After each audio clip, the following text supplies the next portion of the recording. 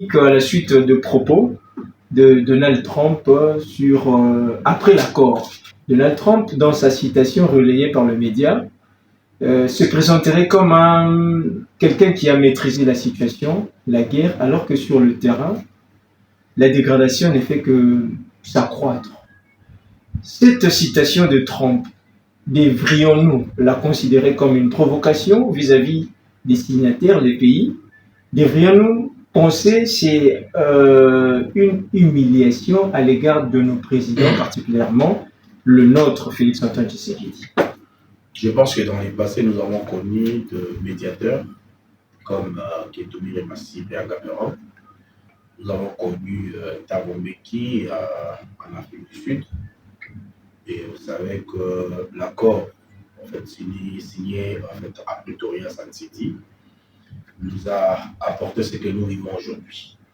Mais je pense que Donald Trump, en tant que médiateur, comme Eden Kojo, voilà, et les restes qui sont venus, et même l'ancien président nigérian Obasanjo, ne sont que des médiateurs.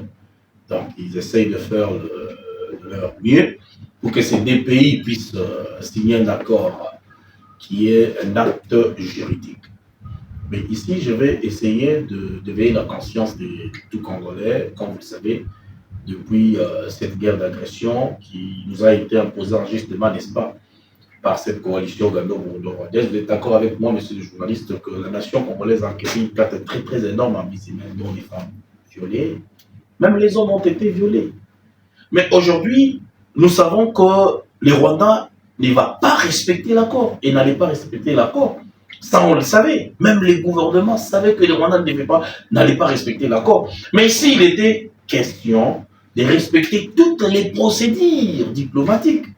Et j'en félicite l'État congolais. Mais je dirais, là où nous devons tirer beaucoup d'attention, c'est l'avancée de ces troupes. S'il faut comprendre que à l'époque de l'AFDEL, je pense que Fizi tombé, Barak a tombé, et Ouvir a tombé, c'était la grande porte qui avait ouvert la voie à ces rebelles, n'est-ce pas, d'atteindre Kisangani, d'atteindre Lubutu, d'atteindre Kindu, d'atteindre Kalemi. Et aujourd'hui, nous devons comprendre que les renseignements tactiques face à l'ennemi, c'est les degrés de force. Nous devons, n'est-ce pas, essayer de voir et reconstruire l'armée. Moi, je pense que nous avons un sérieux problème au niveau, du commandement. Et ici, je demanderai au chef de l'État d'essayer de revoir l'état-major général. Pourquoi je l'ai dit? Parce que des nominations au niveau d'état-major général, il faut qu'il y ait des bravos. Je vais vous donner un exemple. Quand Mobutu avait nommé Mayele devait mener une opération au niveau du Rwanda qu'on avait appelée l'opération Kagitumba. Jusqu'au Rwanda, jusqu'à Gisenyi, à Kigali. Donc, aujourd'hui, je me pose des questions, même les généraux, qu'on donne des grades, général-major, lieutenant-général. Mais donc, on ne peut pas donner des grades comme ça sans bravoure sur le terrain. Il faut que des généraux qui nous récupèrent, n'est-ce pas, des territoires occupés par les rebelles. Pas les généraux qui trahissent aujourd'hui. C'est lui qui était à Ouvira, s'il faut le dire.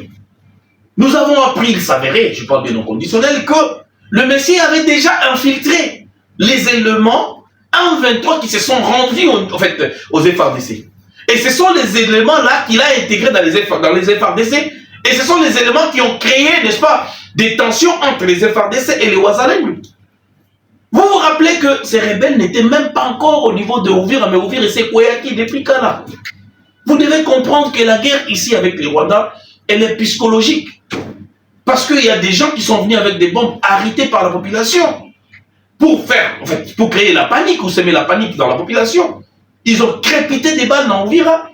Et aujourd'hui, vous savez que la défense de la nation, je dirais que l'état des sièges avait une raison d'être à Mituri, par exemple, avec l'état général Luboya Kashamajoni. Vous êtes d'accord avec moi qu'aujourd'hui, même un seul village n'est pas occupé.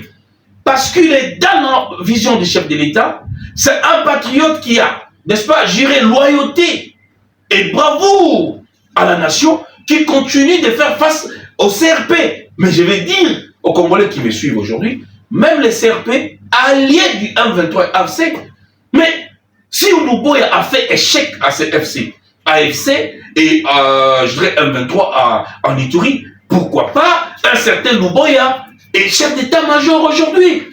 Nous sommes en état de guerre. Guerre ezali nini? C'est quoi la guerre? Un pays qui agresse notre pays et qui sème la violence dans la population congolaise, c'est une guerre. Mais aujourd'hui, on doit s'assimer pour comprendre que c'est un pays agressé et nous sommes en guerre. Et nous mettre à l'ordre de bataille pour que nous puissions remporter cette guerre. Voilà. Laurent Désiré Kabila avait dit, la guerre sera longue et populaire. Nous essayons de comprendre qu'aujourd'hui, tous ces traîtres qui sont en fait dans l'armée continuent. Est-ce que vous pouvez comprendre